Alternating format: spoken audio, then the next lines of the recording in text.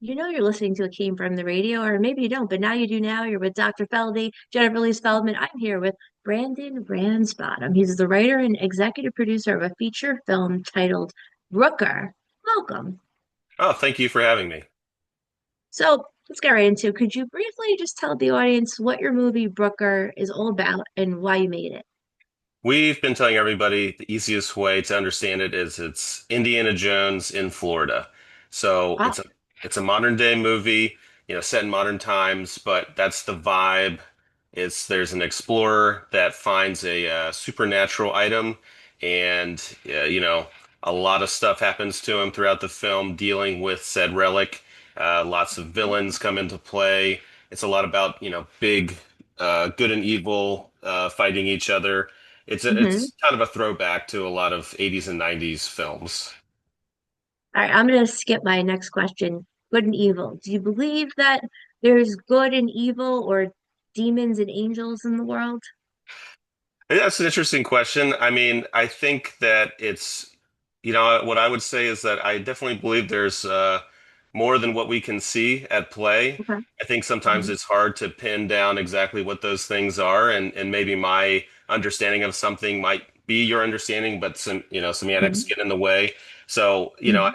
I think what I found the common ground that I can find with a lot of people is, and Brooker, the main character, really has this feeling too in the film is it feels like they're like he's looking for purpose. He's looking for something that will bring him fulfillment. And I feel like a lot of us are on that journey. Maybe we find it, maybe we don't, maybe we're still looking. But that's a lot of the thematic elements that are in the film. All right. So moving on, you created your own cave set. As far as I know, there might be maybe I know 10 people who made their own caves. It's just you and producer Marcus Slaby, who showed me photos of this cool cave set he must have made like 10 years ago. And he does a really cool lot of cool films. He worked on Terrifier. So your cave, how did you make a cave? How many people did it take? What type of materials, monetary, blood, sweat, and tears? And if you don't want to tell us, I'm asking for everything because you might want not want to tell us because then everyone's gonna have a cave, you know? Sure. Well, I have a secret ingredient, and that's actually my brother, Kyle Ransbottom, and he used to work at Universal Creative. So he would work in the theme parks down in Orlando, and so he took Hmm. the skill set and brought it to the film, and was able to replicate a lot of things that he's done for, Harry Potter and different rides that he worked on. And Oh. frankly, it was a lot of it was made out of styrofoam, which was crazy because from far Mhm. away he was just able to texture it and paint it so that it really had this great texture.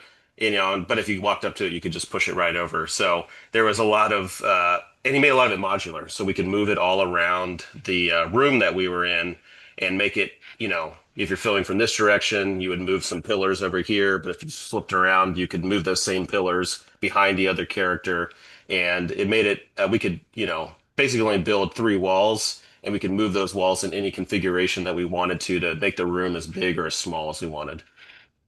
Yeah, that's like some people I've met, and I'm sure you've met people like this too, where they look maybe big, tough, and strong or powerful, but you really get close and you see there's really nothing there. You just knock them right over. Yeah, So, yeah, that all was our right, set. yeah, that's just that, no insult to that. All right, so your film Brooker, it falls into the ultra low budget category. Could you just please explain what this means to many of our non-film listeners? Sure. There's a little bit of wiggle room in that, but we, quantify that as anything under $500,000. Our film was definitely under that. It was under $300,000. Hmm. But we were able to bring a lot of resources together. A lot of people gave of their time freely. It's a lot of people passionate about making film and really making art. I don't necessarily consider what I do art because I'm a critic of myself, but I can't deny that I saw so many people bringing their expertise and their artwork to the film, and I was just blown away. Every crew member, every actor, it was an amazing experience. I think what you're doing is art. I think just building a cave is art. My mom came over right before the show. I was like, what, 2 minutes late? as usual. I'll work on that. But she's making these pumpkins, and I said, "Why don't you make it a glam pumpkin?" She has this cool material and making a silver stem, but you made a cape, so that's art. All right. Anyway, it's none of my business. Now, what are some of the benefits and downsides to shooting ultra low budget film? Yeah, I would say that being able to be very nimble was definitely to our advantage because we could roll up to a location and, talk to someone, make sure it was cool if we filmed, and we could knock out some interesting shots without, maybe, pre-planning in a way that you would if you had to have a crew of like 40 people or something like that. Usually our crew was Mhm. 20 or under, and so we could be very nimble. So that I think that was to our advantage. The disadvantages that we found, honestly, it has a lot to do with scope and scale. Like our cave, for example, was great, but we actually ended up having to fly to Kentucky with the main actor. So a very small group of us, just three of us, fly up to Kentucky to film exterior shots for the cave just to kind of give it that scope because there was no Wow. way that we could build anything that would accomplish that. And so when we put it in the editing room, we thought we've spent all this time and energy and money to make this cool set, but if there's no lead into it, it just feels empty. So that was True. definitely a drawback to, not having access to a lot of resources.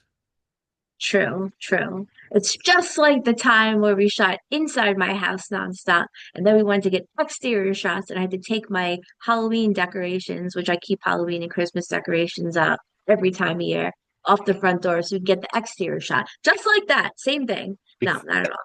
I don't know. Yeah. Whatever. But you gotta get those exterior shots. Yeah, you gotta have that establishing. Yeah. All right. So many people out there have discovered you can make money rather than lose money when you're making ultra low budget films. And, according to you, it's 500,000. According to, some other people, 10,000, 20,000.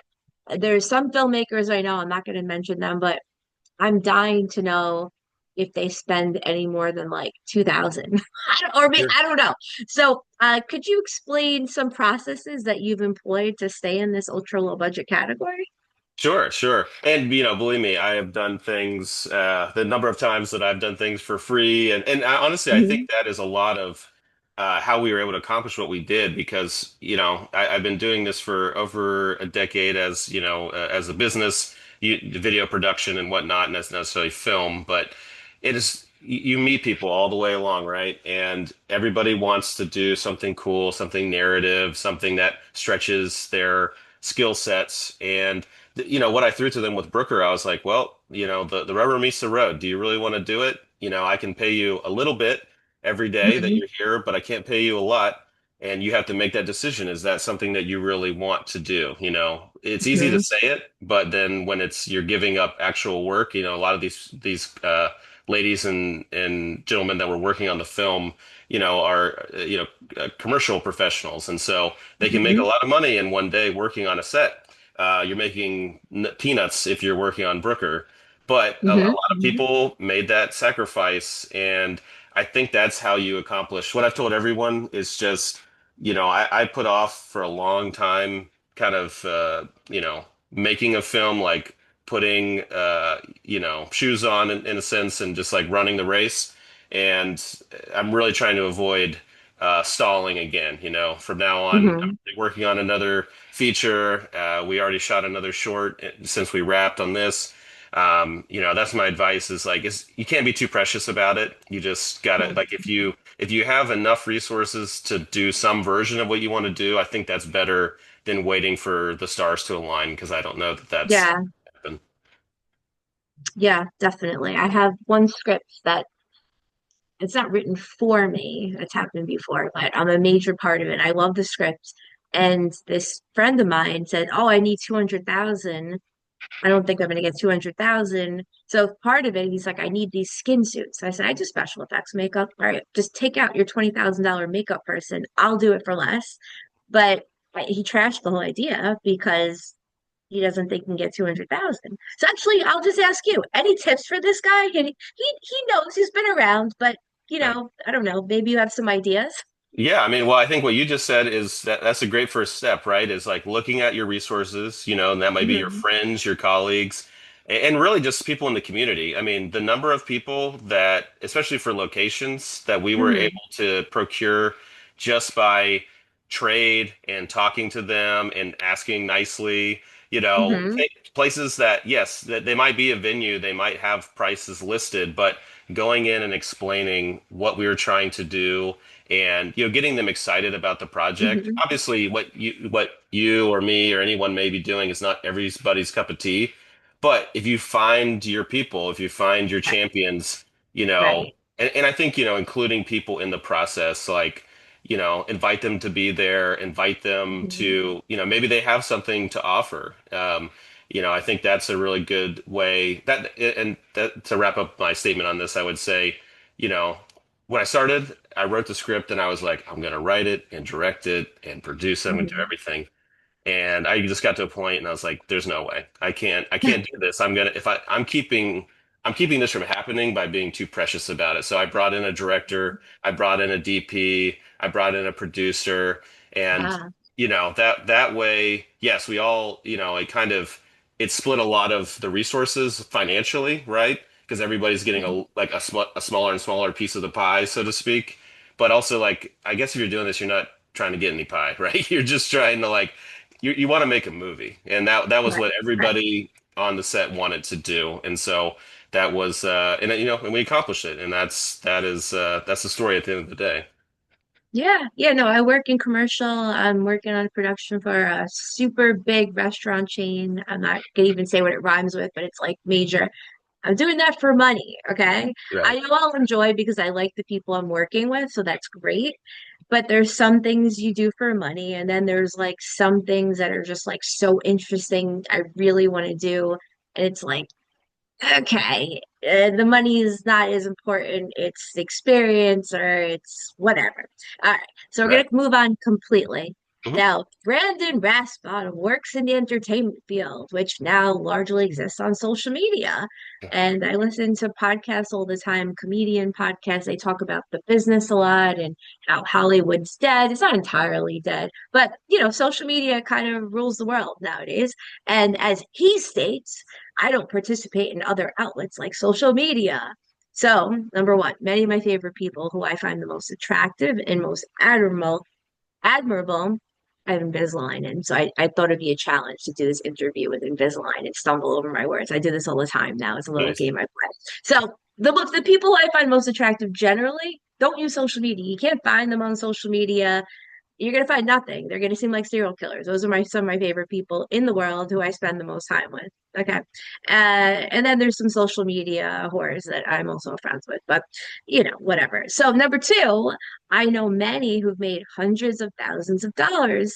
Some of them, some just thousands, some hundreds of thousands by using social media to push construction businesses, comedy careers, stand up, impersonation, sketch comedy, uh, slightly pornographic careers, social work, psychic businesses.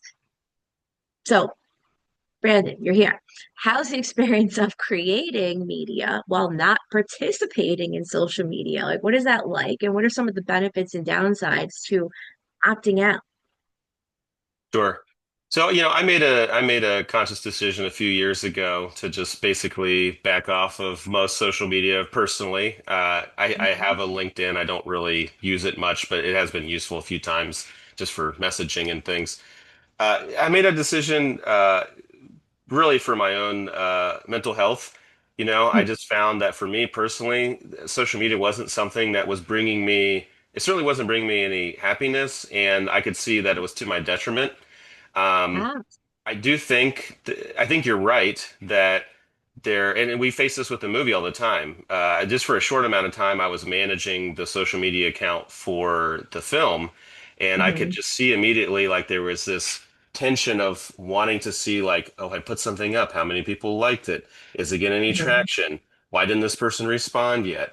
All these things. I mean, I'm not saying anything that nobody else experiences all the time if you're on social media, but it kind of came flooding back to me after taking a break for a number of years, and I was like, oh, you're right. This is what isn't beneficial to me. And honestly, as a creative, I think what I find is that it makes me much less creative. I know some people get on Oh, and they get inspired by looking at what other people are doing.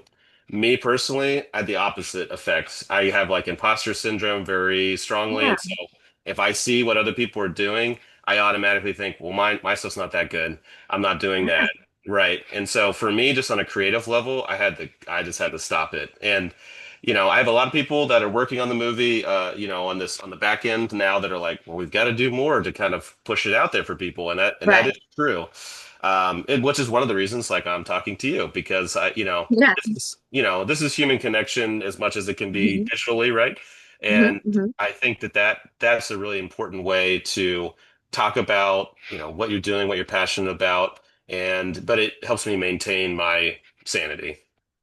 Yeah, yeah. I mean, as long as you have one, two, 10, 20 people that can post on your behalf and do the PR people, then, or I guess your product is just that good, then people will find it. But let me just say for listeners or viewers out there, I do some stalking of my guests. Sometimes I'm lazy and I don't. It's happened. But I checked his reels. His work is quality. So if you sign on social media and you compare yourself, like they say comparison's the thief of joy, but when you're winning, it's like comparison makes me feel good. And like I feel like you could look at other people's reels, maybe even mine, and be like, I'm doing really well. So let me just put that out there because the way he speaks about himself, lady, it like I have to be your grandmother voice. Like the way he's speaking about him, it's like he does crappy work, but his work is good. So maybe you should compare yourself more. That's Anyway. I appreciate that, and that's why I'm so happy to talk about this movie because it's not just my work; it's so many other people's work, and so I can Mhm. genuinely feel good about it. When it's just my work, it's a hard mountain for me to climb, just in myself. But when I look Right, at right. Brooker, I think, wow, like everything was, every actor, every performance just really gets me excited. So it's been a real joy to just be a part of the process. The videos look great. It's always the people, not always, but it's so often the people that do good work that question themselves and don't want to be seen. And meanwhile, I opened my email yesterday and I'm sent a bunch of scenes of a movie I'm in. It's like the worst thing. It's one of the worst things I've ever seen. Oh And no. I only watch a couple of minutes, and these people are telling me while we're shooting, "Oh, you're going to be famous. This is such going to be a big deal." Which, as you've probably known from being in the business for more than 10 years, I've been involved in since sixth grade. All the people, I'd say almost 100% of the people that say to you, "You're going to be famous. This is a big deal." It's usually the worst stuff ever. That's what I found. And Anyway. it certainly can be. Yeah, I mean, I think you have to be careful of, it's hard for anyone to be of sober judgment about themselves. And sometimes it's very hard to be of, a good judgment of people that you care about, because, Mhm. see, I mean, even me, like that story that I've told before is we were on the cave set. My friend Faniel is the main actor. And we're like basically in this room. There's a smoke machine going. There's 20 people standing around. The director's calling out stuff for him to do. And you're watching with my naked eyes, and I'm like, oh no, this looks terrible. Like we've made a huge Ah, mistake. Then I get behind the screen and I see it through the screen, and I'm like, okay, if I drowned out all the noise and I just focus on that image, and I'm like, okay, I know stuff, I know what looks good, right? I've watched a mhm. lot of movies, and I'm like, this looks good, and that was kind of the first time where I was like, in the production, where I was like, okay, we're doing it, we're okay, it took down a lot of Yeah. stress. Well, hopefully you could balance this super critical edge, which I might be the most critical person I know. I don't know. I'm nice about it. I don't know if people really realize that. But when it comes to myself, I'm very critical. And I feel like I don't think I've ever been surprised when I put out acting work, special effects work, even taught a workout class, which is creative. You're creating a format and all that. I know when I do good work and bad work. So, hopefully you could be a little more lenient because it sounds like you're doing some good work and not recognizing it. Well, on that note, you have to put your kids to bed. Could you just tell us any of your final thoughts and where we can find you? Social media, obviously not, but maybe you made it in the last 30 seconds before this interview. Websites, let us know. Yeah, so you can track the progress of the movie at brookermovie.com and Brooker Movie on Instagram. Those are the two places that we're going to be disseminating. Really, the next big step is film festivals. So Mhm. We've submitted to dozens of film festivals. We're waiting to hear back. I'm, really holding out hope that starting in 2026, I'll be able to update people on different places all across the country where you can see Brooker. And then, I mean, really by mid next year, I think we'll be, I if we don't sell to any distributors, then I think, we'll go putting it up for rental route, which would be great. So probably by middle next year, the film should be one way or the other, be able to be seen by the masses. So that would be fantastic. Nice. All right, well, keep in touch. Let me know what's going on. I want to hear about this progress. I'm all about before and after Yeah, transformations. And thanks absolutely. for being a guest on It Came from the Radio. And now back for more. It Came from the Radio with Mark Torres.